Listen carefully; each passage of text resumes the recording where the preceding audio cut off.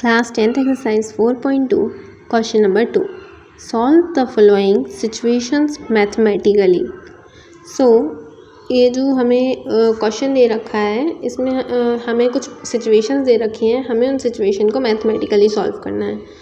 First situation में दिया है John and Janvi together have 45 marbles. Both of them lost 5 marbles each and the product of the number of marbles they now have is 124. We would like to find out how many marbles they had to start with. Question में दे रखा है कि John and Janvi के पास total 45 marbles थे, उन लोगों ने 5 marbles खो दिए. ठीक है, अब 5 मार्बल्स खोने के बाद उनके पास जितने भी मार्बल्स बचे हैं उनका प्रोडक्ट क्या हो जाता है 124. ठीक है, तो हमें क्या फाइंड करना है कि शुरुआत में उनके पास टोटल कितने मार्बल्स थे. तो मैंने आपको पहले भी बताया है कि जो हमें फाइंड करना होता है हम उसे ही लेट कर लेते हैं. तो हमें फाइंड करना है total number of marble John और जीवंती के पास टोटल कितने मार्बल्स होंगे.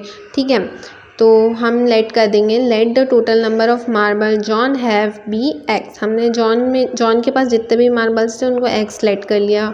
अब हम क्या करेंगे, जीवंती के पास टोटल जितने भी मार्बल होंगे उसको फाइंड करेंगे. सो वो कैसे करेंगे मैं आपको बताती हूँ.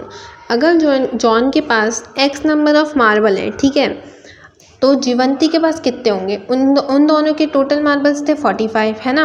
उनके पास टोटल मार्बल्स थे 45, मतलब जीवंती के पास जितने भी मार्बल होंगे वो कैसे पता लगा सकते हैं, 45 में से जॉन के मार्बल्स को माइनस करके, राइट.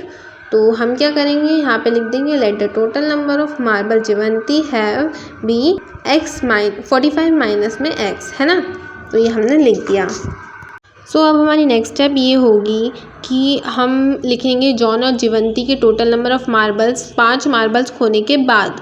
मतलब क्या करेंगे, उनके पास टोटल जितने मार्बल थे ना स्टार्टिंग में, मतलब एक्स थे और 45 माइनस एक्स थे, है ना. तो हम क्या करेंगे, दोनों में से 5 माइनस कर देंगे. तो इसको हम किस तरह से करेंगे, सबसे पहले तो हम लिख लेंगे after losing 5 marbles John have. ठीक है, कि जॉन के पास पहले एक्स मार्बल थे तो 5 खोने के बाद मतलब 5 माइनस कर देंगे एक्स में से, तो हमने लिख दिया एक्स माइनस 5. ऐसे ही हम जीवंती के साथ भी करेंगे, लिखेंगे आफ्टर लूजिंग 5 मार्बल्स जीवंती हैव. जीवंती के पास पहले मार्बल्स थे 45 माइनस में एक्स. अब हम 5 मार्बल उसने खो दिए तो हम -5 कर देंगे. 45 में से 5 माइनस करेंगे तो 40 बचेगा, minus x as it is लिख देंगे हम. ठीक है, तो जॉन के हो गए हैं एक्स माइनस 5 मार्बल्स एंड जीवंती के हो गए हैं 40 माइनस एक्स मार्बल्स. अब हम क्या करेंगे, यहाँ पे लिखते हैं सबसे पहले तो अकॉर्डिंग टू क्वेश्चन. ये अकॉर्डिंग टू क्वेश्चन का शॉर्ट फॉर्म है. ठीक है, अकॉर्डिंग टू क्वेश्चन हमें क्वेश्चन में दे रखा है कि जब उन दोनों ने 5 मार्बल खो दिए तो उनके पास जितने भी मार्बल थे उनका अगर हम प्रोडक्ट करेंगे तो हमारा क्या आ जाएगा आंसर 124. तो हम क्या करेंगे, एक्स माइनस 5 और 40 माइनस एक्स को आपस में मल्टीप्लाई कर देंगे एंड इक्वल टू में 124 लिख देंगे. ठीक है, अब इसको सॉल्व करेंगे. सो हम क्या करेंगे, मल्टीप्लाई करेंगे एक्स को 40 से तो 40x आ जाएगा. एक्स को माइनस एक्स से करेंगे तो क्या आ जाएगा, माइनस एक्स में स्क्वायर. ठीक है, माइनस एक्स स्क्वायर आ गया. अब -5 का मल्टीप्लाई 40 में करेंगे तो -200 आ गया. -5 को अगर माइनस एक्स से मल्टीप्लाई करेंगे तो माइनस माइनस प्लस हो जाएगा और 5x आ जाएगा. ठीक है, equal to 124 as it is. अब इसको और डीप में सॉल्व करते हैं. सो सबसे पहले हम क्या करने वाले हैं, यहाँ पे जितने भी नंबर्स लेफ्ट हैंड साइड हैं हम उनको राइट हैंड साइड शिफ्ट कर देंगे. ठीक है, 124 एज इट इज़ रहेगा और जो 200 उस साइड माइनस में था इस साइड आके प्लस में हो जाएगा. ठीक है, 124 प्लस 200 हो जाएगा हमारा 324. ठीक है, अब देखिए आप यहाँ पे 5x प्लस में था लेफ्ट हैंड साइड तो राइट हैंड साइड आके माइनस में हो गया. ऐसे ही 40x के साथ भी हुआ. अब 40x माइनस 5x कितना हो जाएगा, -45x. ठीक है, और ये जो एक्स स्क्वायर वहाँ पे माइनस में था इस साइड आके प्लस में हो गया एक्स स्क्वायर. ठीक है, तो हमें क्या मिल गया, एक क्वाड्रेटिक इक्वेशन मिली है. बट अभी ये स्टैंडर्ड फॉर्म में नहीं लिखी है तो हम क्या करेंगे, इसको स्टैंडर्ड फॉर्म में अरेंज करेंगे. ठीक है, एक्स स्क्वायर को सबसे पहले लिखेंगे, देन एक्स वाली टर्म को लिखेंगे. एक्स वाली टर्म हमारी है -45x. फिर कांस्टेंट टर्म लिख दी हमने, इक्वल टू में 0 लगा दिया. ये हमें क्या मिल चुकी है, हमारी क्वाड्रेटिक इक्वेशन. सो अब हम नेक्स्ट पेज पे इसका सॉल्यूशन फाइंड करते हैं.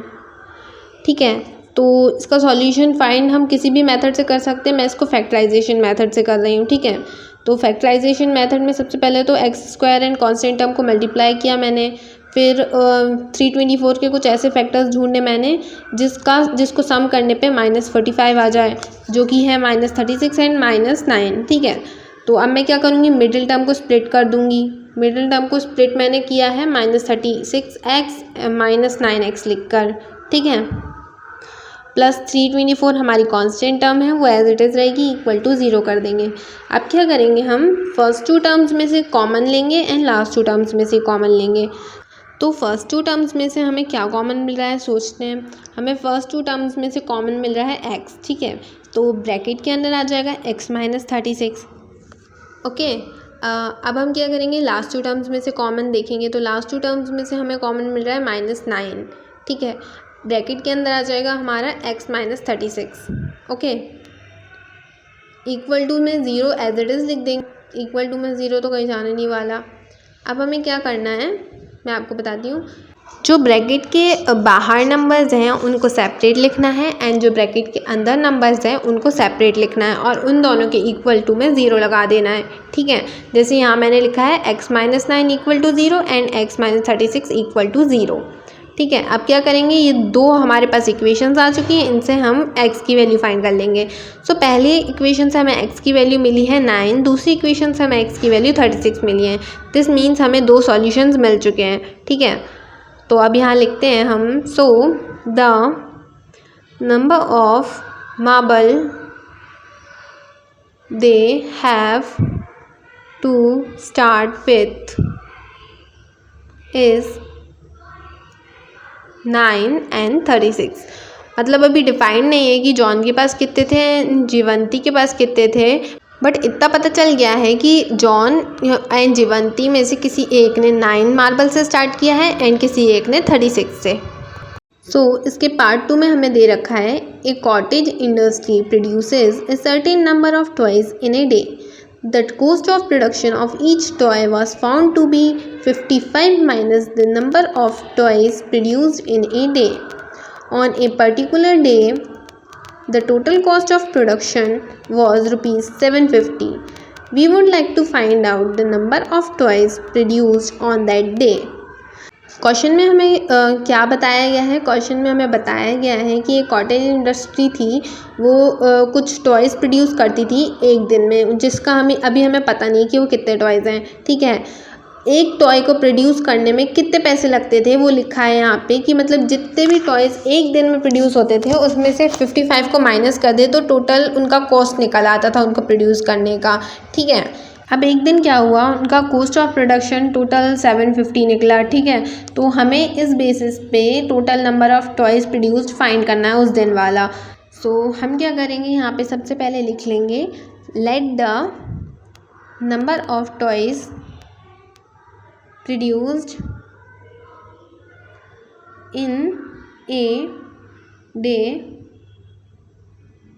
एक second, in a day be x. हमने एक्स मान लिया, कितने नंबर ऑफ़ टॉयज़ जो प्रोड्यूस हुए हैं उस दिन को, उसको हमने एक्स मान लिया। ठीक है, अब यहाँ पे हम लिखते हैं नीचे उसके, so the cost of each toy produced on that day be. यहाँ पे हम क्या लिखने वाले हैं, 55 माइनस में x, मतलब जितने भी टोटल टॉयज़ प्रोड्यूस होते हैं उसको हमें 55 से माइनस करना होता है तो हमें कॉस्ट मिल जाती है। ठीक है, ऐसा क्वेश्चन में दे रखा था इसलिए हमने लिखा है। तो क्या होगी cost, so the cost of x toys कितनी हो जाएगी, मतलब एक टॉय की कॉस्ट कितनी थी, 55 माइनस x, तो x टॉयज़ की कॉस्ट कितनी हो जाएगी, x मल्टीप्लाई में 55 माइनस में x। ठीक है, तो यहाँ हम क्या करेंगे, x का मल्टीप्लाई कर देंगे 55 माइनस x में। ठीक है, तो अब हम यहाँ लिखेंगे अकॉर्डिंग टू क्वेश्चन ATQ। ठीक है, अकॉर्डिंग टू क्वेश्चन का शॉर्ट फॉर्म है ATQ। ठीक है, यहाँ लिखते हैं according to question x multiplied by 55 minus में x इक्वल टू कितना होगा, 750। देखिए आप क्वेश्चन में लिखा है ना, total cost of production on that day was 750, है ना। तो अब हम क्या करेंगे, x का मल्टीप्लाई 55 में करेंगे तो हमें क्या मिल जाएगा 55x, और x का मल्टीप्लाई -x में करने से -x² आ गया equal to 750 as it is लिख दिया। अब हम क्या करने वाले हैं, ये जो लेफ्ट हैंड साइड की जितनी भी डिजिट्स थी उनको राइट हैंड साइड शिफ्ट कर देंगे, ठीक है। x² माइनस में था तो इधर आके प्लस में हो गया, 55x वहाँ पे प्लस में था तो इधर आके माइनस में हो गया, 750 एज इट इज़ हो गया। अब हमें क्या मिल गई, एक क्वाड्रेटिक इक्वेशन मिल गई, राइट। अब हम क्या करेंगे, इस क्वाड्रेटिक इक्वेशन को सॉल्व करेंगे, x की वैल्यू फाइंड करेंगे। तो इस को सॉल्व करने के लिए मैं फैक्टराइजेशन मेथड को यूज़ करूँगी, मिडिल टर्म स्प्लिट करूँगी। सबसे पहले तो मिडिल टर्म को स्प्लिट करने के लिए मैंने 750 के फैक्टर्स ले लिए हैं। कौन कौन से ले लिए हैं, -25x एंड -30x, ठीक है। अब मैं क्या करूँगी, कॉमन ले लूँगी फर्स्ट 2 टर्म्स में से एंड लास्ट 2 टर्म्स में से। तो फर्स्ट 2 टर्म्स में से मुझे कॉमन मिल गया है x -25, ठीक है। और लास्ट 2 टर्म्स में से मुझे क्या कॉमन मिलेगा, मैं देखती हूँ यहाँ पे। आई थिंक मुझे मिल जाएगा कॉमन माइनस में 30, माइनस में 30 मुझे कॉमन मिल जाएगा। x -25 मैंने ब्रैकेट के अंदर एज इट इज़ लिख दिया जो बचा था। अब मैं क्या करूँगी, ब्रैकेट के बाहर वाले डिजिट्स को एक साथ लिख दूँगी एंड ब्रैकेट के अंदर वाली डिजिट्स को एक साथ लिख दूँगी, ठीक है। ब्रैकेट के अंदर वाली डिजिट्स क्या है हमारी, x - 25, ओके, इक्वल टू में 0 लगा दूंगी। अब मैं क्या करूँगी, दोनों ब्रैकेट्स को सेपरेट लिखूँगी एंड उनके इक्वल में 0 कर दूँगी, ठीक है। तो मैंने पहले ब्रैकेट को सेपरेट लिखा है x - 30 इक्वल टू 0 एंड दूसरे ब्रैकेट को भी सेपरेट लिखा है x - 25 इक्वल टू 0। अब देखिए मैंने इन दोनों ही इक्वेशन से x की वैल्यू फाइंड कर ली है। क्या वैल्यू फाइंड कर ली है, x equal to 30 and x equal to 25, ठीक है।